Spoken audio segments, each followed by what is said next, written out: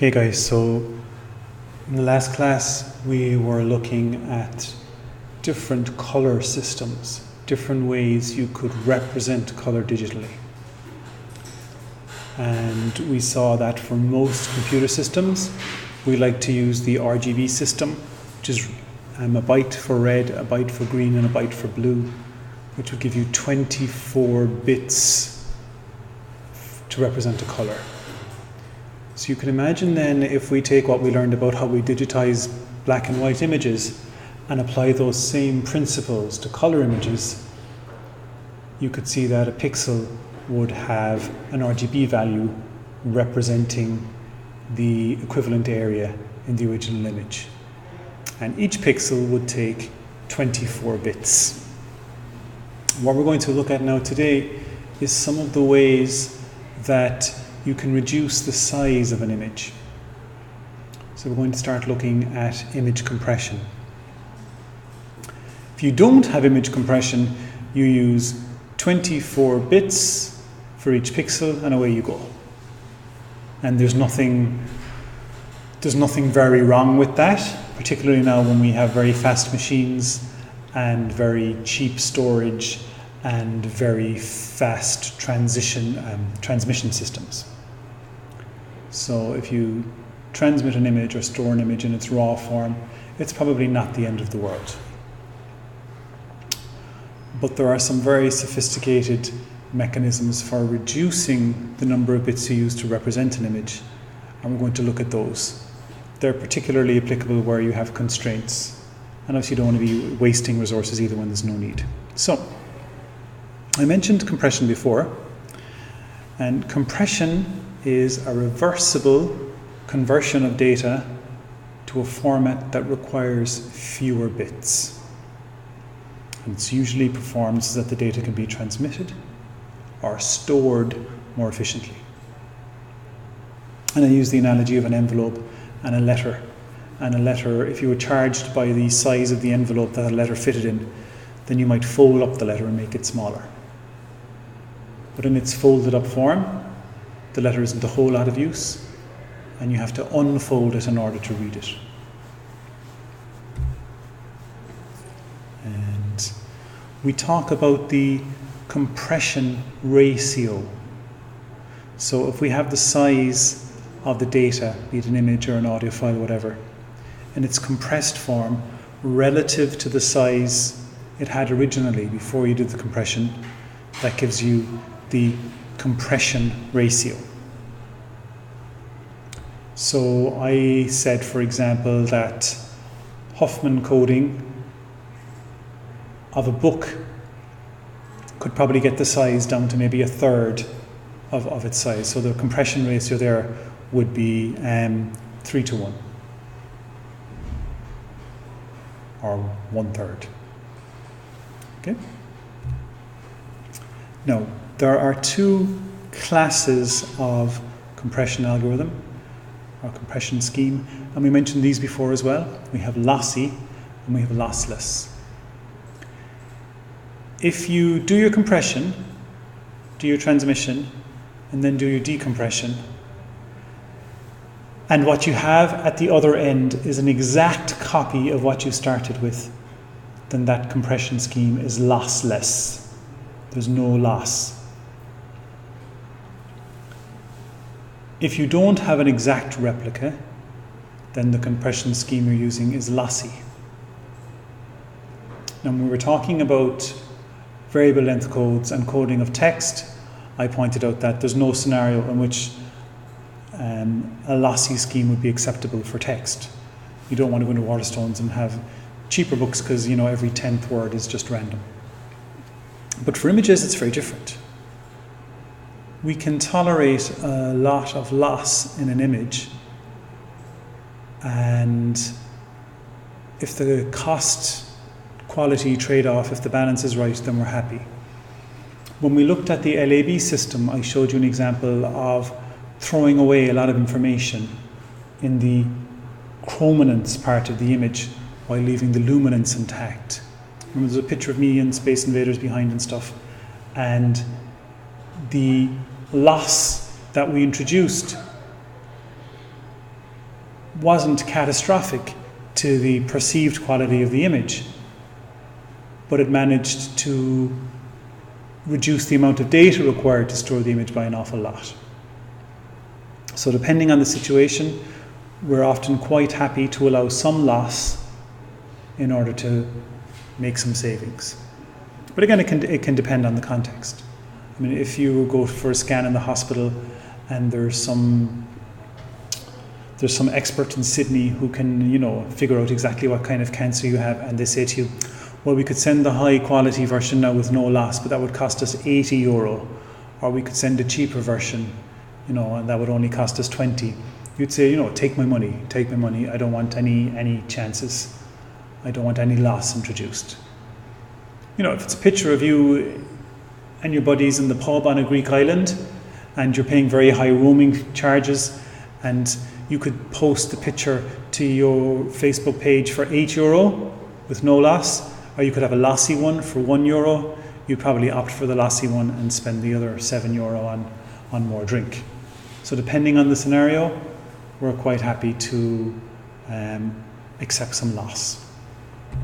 In general, the higher the compression ratio, the more compression you've got, the lower the quality and the smaller the size.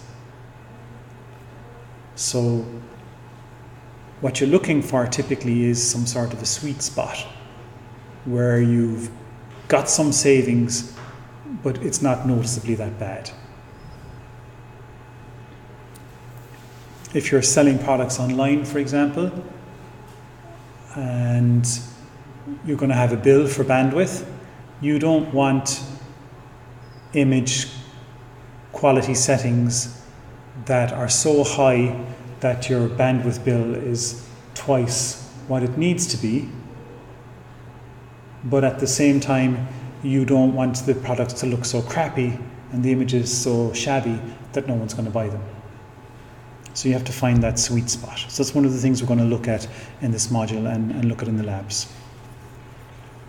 People who are interested in saving the planet often remind you that it's not about recycling. The first thing you have to reduce your consumption. The next thing you have to do is reuse as many of the things you consume as you can, and then only do you recycle. So you should be consuming less glass. You should be, reusing your jam jars. And only then, recycling is the last resort. When it comes to compression, we're going to see a lot of reducing and a lot of reusing. If you think of Lempel Ziv Welch, one of the things we do there is we reuse sequences of characters that we've seen before. So we give each sequence of characters, sequence of symbols, a code, and then if it comes up again, we reuse that sequence. If you consider run length encoding, it's all about reusing. You've got 50 of those. Okay? So one of the first things, though, you can do to reduce the size of an image is remove some of the information. And when we looked at the LAB system and I took out some of the chrominance, I was throwing information away there. But that's the first step. That's the first thing you can do. You can throw some information away. Imagine here, this represents an audio file.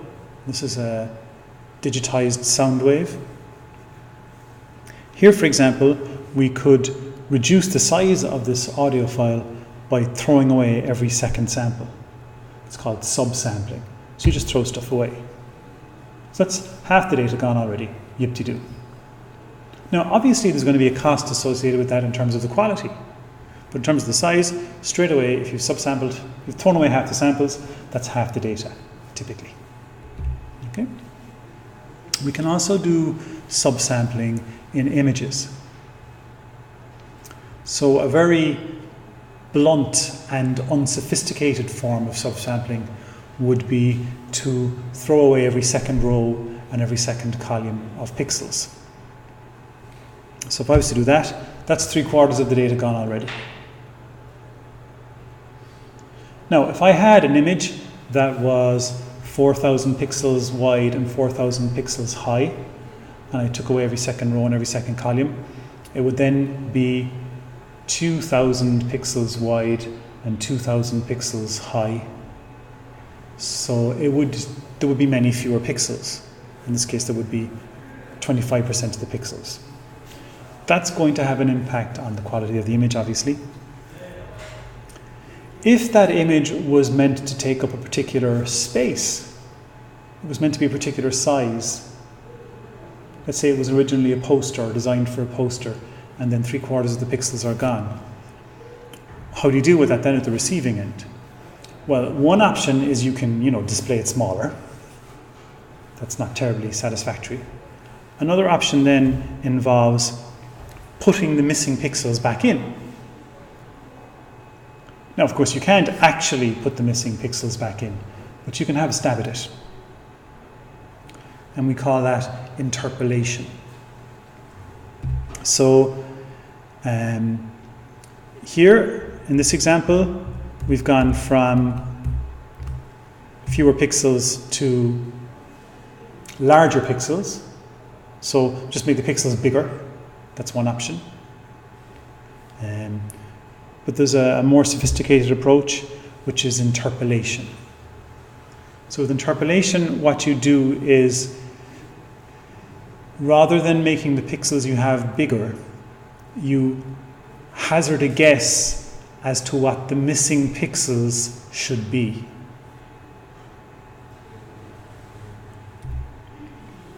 In this example, the image has been very heavily subsampled, and you can see quite noticeably large pixels. In this version, the image on the right has been subsampled to the same degree, but the missing pixels have been interpolated. Now, it still sucks, but it's a very different kind of approach to dealing with the reduced amount of information. So what interpolation does is it tries to figure out what the RGB values of the missing pixels would be by looking at the color of the neighbors of the missing pixels. So imagine, for example, you knew that you were missing a pixel there in the middle, and above it to the left was that dark blue, above it to the right was that grey, and then below it to the left and right was this light blue. You might be able to hazard a guess as to what that missing pixel should be, what its color should be. And you can do that numerically. So if we had the RGB values of the surrounding pixels, if we got the average redness, that might be a good guess for the redness of the missing pixel. If we got the average greenness of the neighbors, that might be a good guess for the greenness of the missing pixel. And if we got the average blueness of the neighbors, that might be a good guess. So in this case, the average redness turns out to be 138, the average greenness turns out to be 157, and the average blue value turns out to be 184, which is this color, which isn't a bad guess. Looking at that color there, it's kind of in between those two for whatever. So you get the idea? So that's interpolation. So you're missing pixels, you have two choices. You can make the pixels you have bigger, or you can fake it and try and figure out what the missing pixels would have been. Now, in practice, it's much more complex than the example I've shown you, because of course, you're not necessarily going to be going from 100 by 100 to 200 by 200, or from 100 times 100 by 100 to say 400 by 400. You might be stretching and pulling in various different ratios. And so the maths would be more complicated. But the principle would be the same.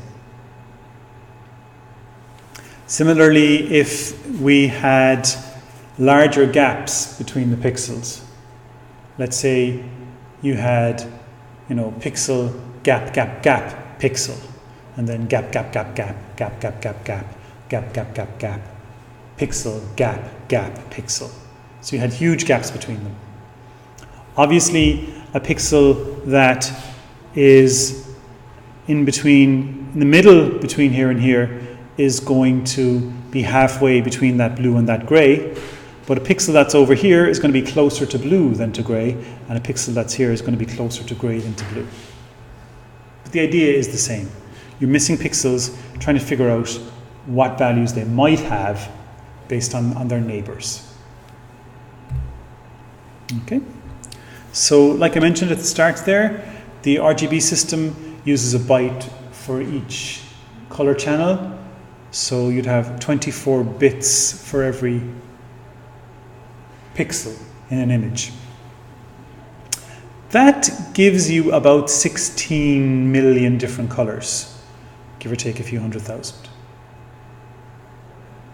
So you could, with 24 bits, specify 16 million different colors. If you had an image that was 3,000 pixels by 4,000 pixels, I remember when I made these slides some time ago, I thought that was a ridiculous size for an image, but that's quite common now. My iPhone takes images around that size. You would need 36 million bytes for an image of that size.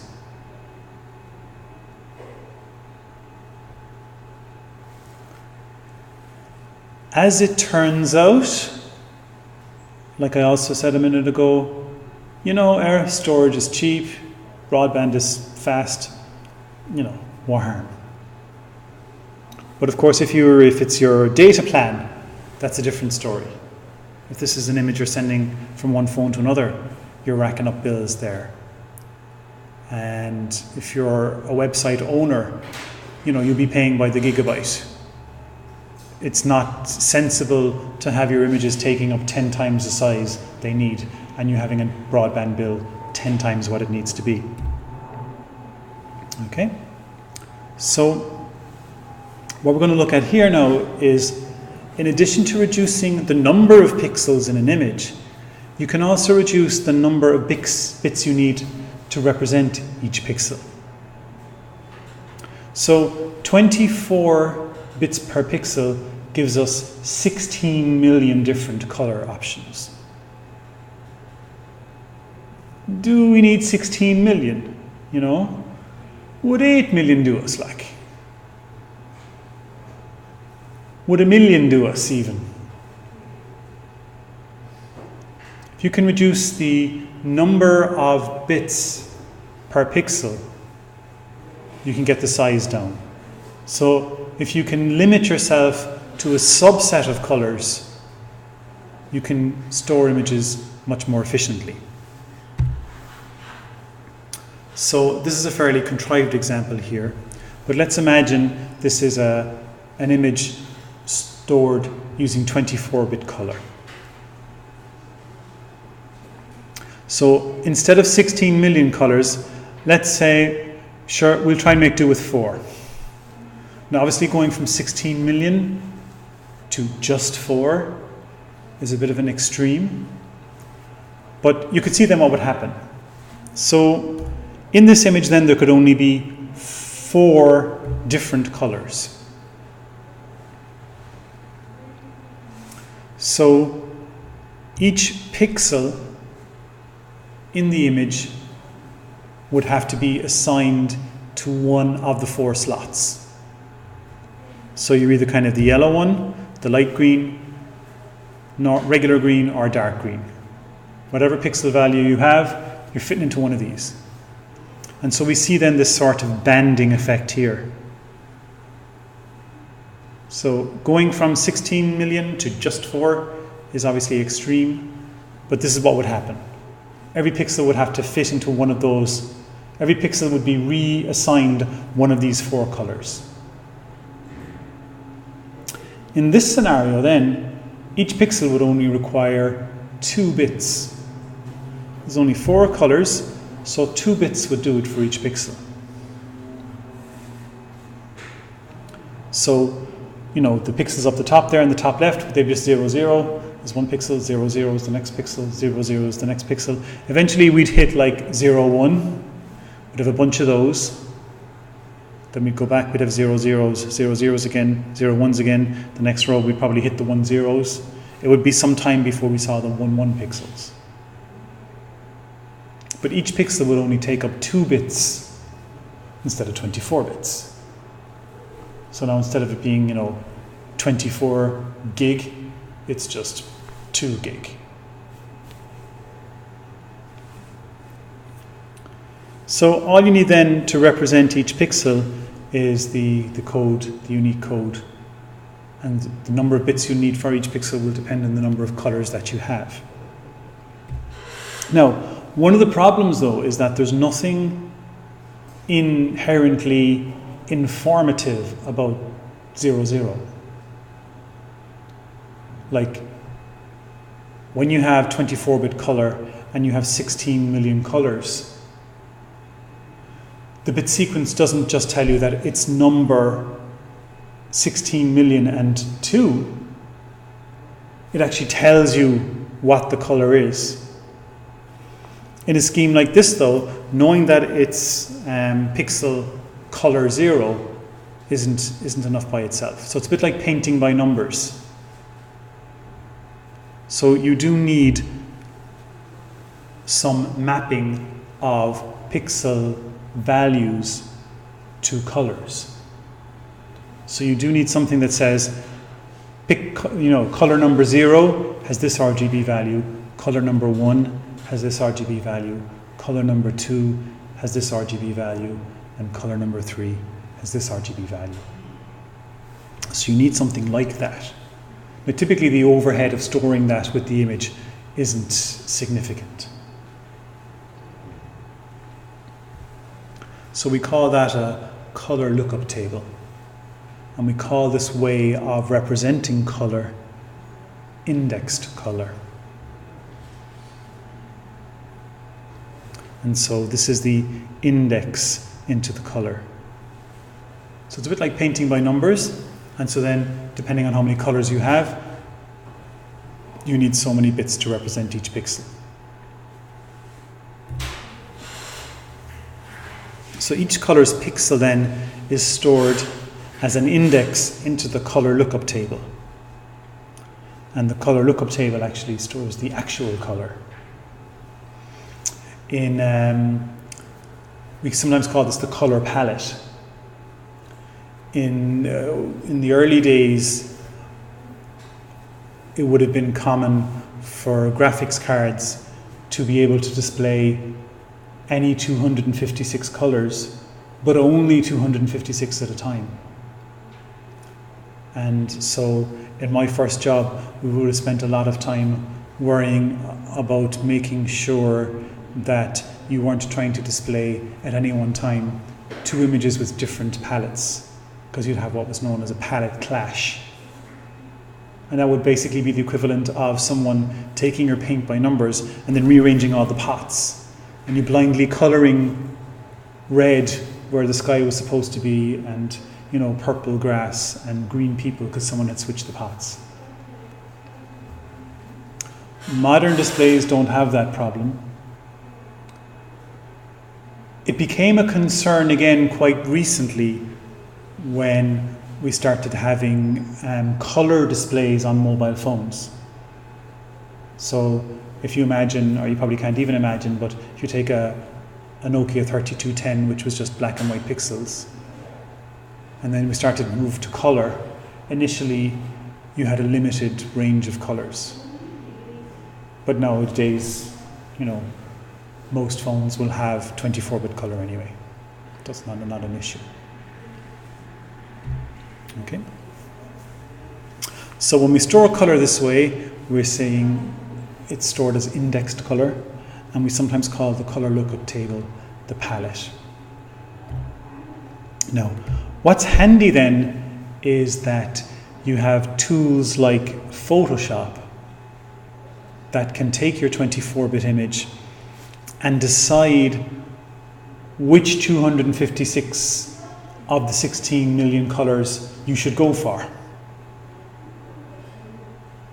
Way back, humans had a role in that, and it was a tricky enough job, But now you can say to Photoshop, okay, I want this image to have 256 colors instead of 16 million. Can you pick the best 256 for me, please? So GIF is quite an old image format now. It's been around almost 30 years, I would say, perhaps longer. And maybe not. 25 anyway, probably. And GIF can support a maximum of 256 colors. So if you see something stored as a GIF, there's at most 256 colors in there, which means on a bad day, there's 8 bits per pixel instead of 24. And then someone or some piece of software has gone to the trouble of deciding which 256 colors. And so typically what happens then is the software analyzes each of the pixels and then figures out which 256 would make the best choices. So you can see here that the palette is what you're looking at there. So those are the 256 colors that have been chosen for the representation of this image. And you can see it's mostly browns. Like if there was green in this palette, it would have been a waste. If you had 40 shades of green in there, that's 40 colors you're not using for something else. Because there's no green in this image. There's actually a tiny bit down here. And you can see there's some dark green in the palette. So the palette is chosen to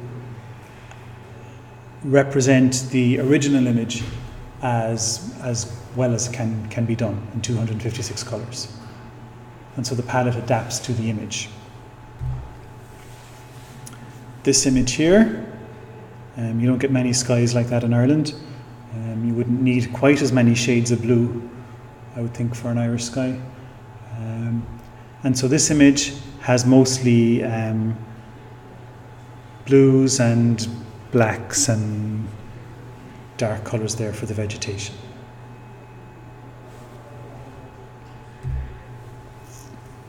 Clearly, any blue in this palette would have been a waste.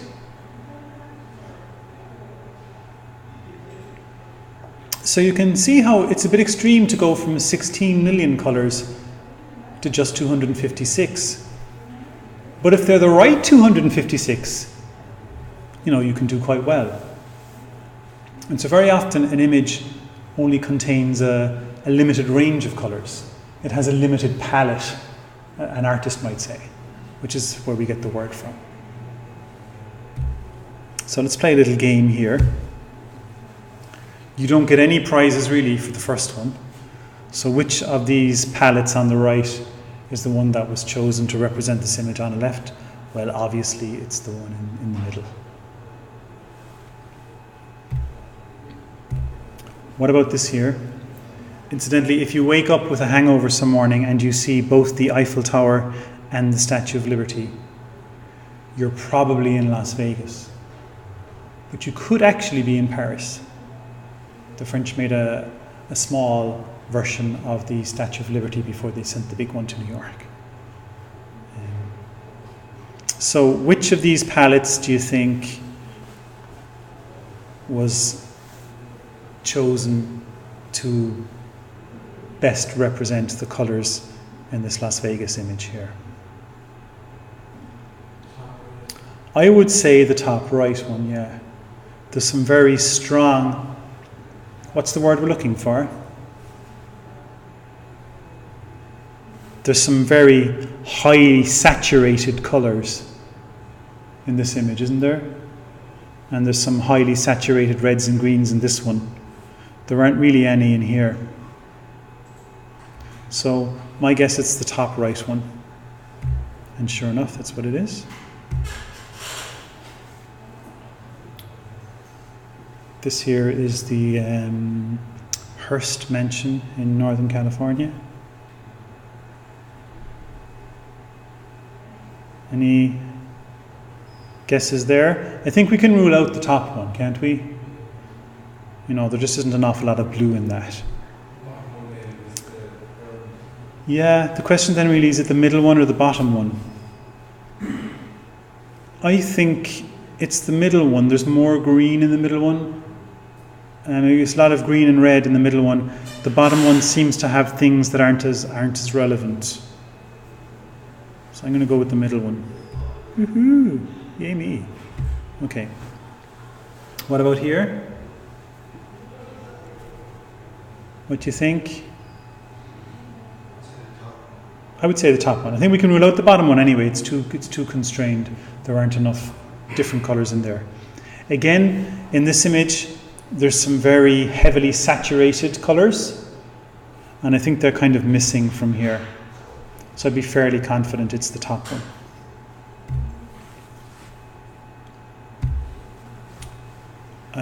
I was going to say not so easy, but I think this one's actually very easy. It's obviously not the 40 Shades of Green anyway. There's too much blue in it, I think, for it to be the bottom one. So I think it's the top one, yeah. This is Prague, somewhere in Prague, for those of you that are interested.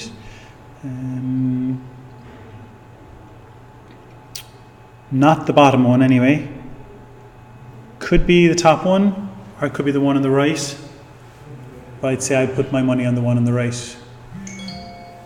Excuse me. Yep. Okay, which of these images was this palette belong to which of these images? I think we can safely say it's not the trolley, not the red thing there. This is tougher. Interestingly, all of the other three images are all the same city. I wonder, could you, if you had like 1,000 photos and 500 from one city, and the other 500 were from another city, could you maybe just from the palettes even, maybe sort them? It'd be an interesting experiment. You know, does a city have a set of colors? Does a city have a palette? I would think if you had like 500 shots of Miami and 500 shots of New York City, I would say just from the color palette alone, you might be able to distinguish them. But anyway, I digress. What do you think it might be? I'm inclined to rule out the one on the right. Is top left or bottom left? Yeah, I think there's a bit of green though in the top left there, and I don't think there's much green in the bottom left. The only thing. So the only thing is there's a lot of light colours in the top left, isn't there? And this palette is very dark. So I think maybe you're right. Maybe it's the bottom left. Yeah, you're right. Okay. Right. Here again, what do you think?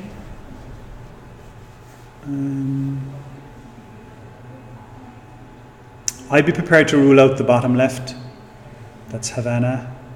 I'd be prepared to rule out the Grand Canyon as well, the one on the right there, the bottom right.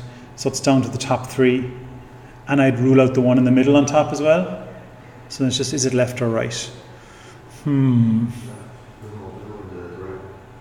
There's no blue in the right one. That's true. That's true. So we're looking at the left one. Yep, good job. Okay, easy enough, I guess. If you hadn't seen the image, you might have been forgiven for thinking, if I said one of these palettes here is taken in Ireland, you might have gone for the 40 Shades of Green, or I guess it's 240 Shades of Green, more realistically. But looking at the image, no, this image is quite dark. Well, it's not a lot of grass in it, basically. Top or bottom? What do you think? I'd say bottom too. I think for me,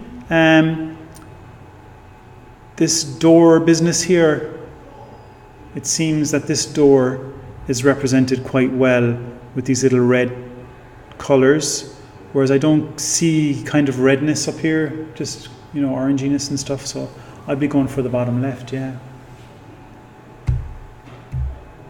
Okay, so that's that. So that's colour palettes. So the idea is that you decide, okay, I'm not going to use 16 million colours. I'm going to take it down a notch. And so typically when we do that, we go for 256. That's a huge reduction, 16 million to just 256, way down. So it's immediately you're confining yourself then to 256 colours, and that results in having a third of the bits. So it's already a third of the original size. You've only got 256, but the good news is you get to pick the 256 colours that you choose, that you want. And so depending on the image, you'll choose a different 256. And as we'll see in Photoshop later or in the labs, if not today, the next day, there are different schemes, there are different systems for choosing the 256 colours. Some schemes have a kind of a preset selection of colours. There's also, for legacy systems, there's a palette that was suitable for Windows and a palette that was suitable for Macs. When those systems only did 256 colours, they had a different 256. There's also what was known as a web-safe palette. So if you were displaying an image online and it was being displayed through a browser and you were only doing 256 colours, which 256 should it be? And because of differences in systems and operating systems and browsers and stuff, there was a 216 colour palette that was called the web-safe palette. So back in the early days of the web, you would take your image in 24 bits per pixel and then you would save it as a GIF using the web-safe palette, and then you'd be confident that whatever browser the person used to look at it, it would be okay. We don't worry about those kind of things today, obviously.